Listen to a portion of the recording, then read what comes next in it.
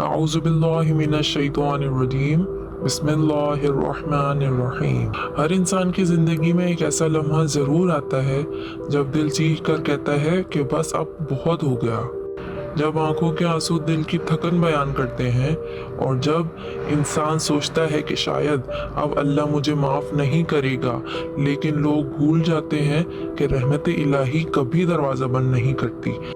اللہ اس بندے کو بھی واپس قبول کر لیتا ہے جو ٹوٹ کر، بکھر کر، تھک کر اس کی طرف لوٹ آتا ہے۔ آج کی کہانی بھی ایک ایسے انسان کی ہے جس نے گناہوں کی اندھیری راتوں سے نکل کر اللہ کی رحمت کی روشن صبح پا لی۔ آئیے دل کو چھو لینے والی اس ایمان افروز داستان کا آغاز کرتے ہیں۔ ہماری آج کی کہانی کا موضوع ہے ایک گناہگار کی توبہ کی حیران کن کہانی۔ ایک وقت کی بات ہے، عرب کے ایک چھوٹے سے گاؤں میں حارث نام کا ایک نوجوان رہتا تھا۔ حارث دل کا برا نہیں تھا، لیکن دنیا داری میں ایسا گم ہوا کہ نماز، قرآن، ذکر، یہ سب اس کی زندگی سے دور ہوتے گئے۔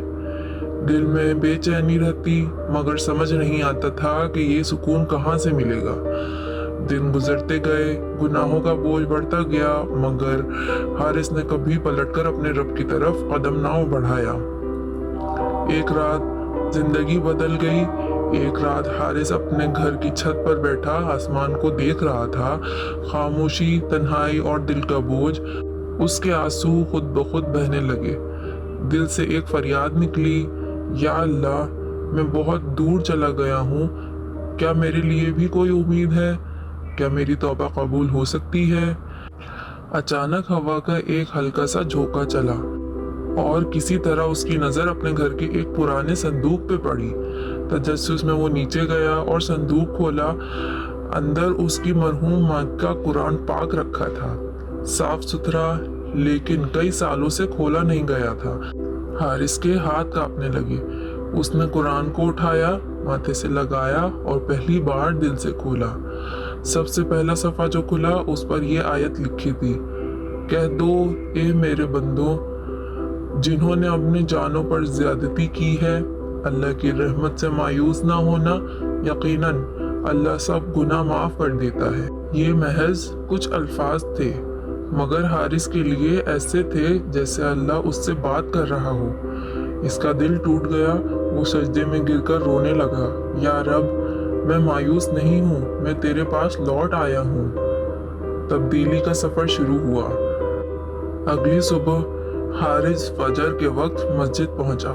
لوگ حیران تھے، مگر امام نے مسکرا کر کہا، بیٹا، اللہ کی طرف آنے والا کبھی اکیلا نہیں ہوتا۔ تم نے دیر سے نہیں، صحیح وقت پر راستہ پکڑا ہے۔ حارث نے نماز شروع کی، قرآن پڑھنا شروع کیا، گناہوں سے توبہ کی، لوگوں سے معافی مانگی، والدین کے لیے صدقہ کیا۔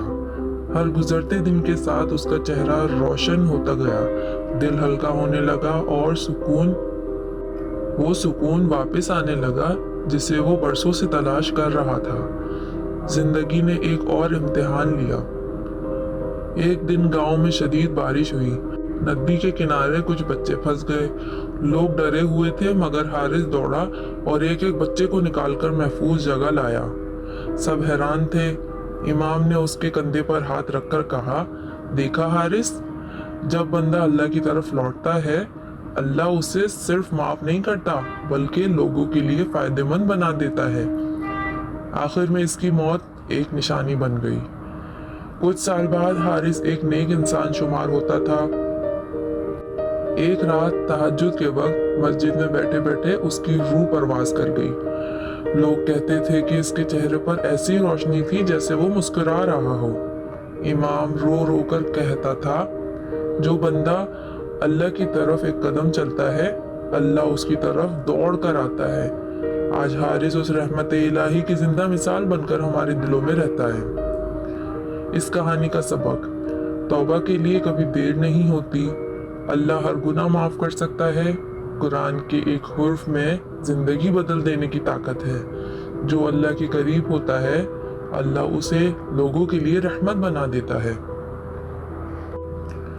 تو میرے پیارے مسلمان دوستوں، زندگی بہت مختصر ہے، لیکن اللہ کی رحمت بے حد ہے۔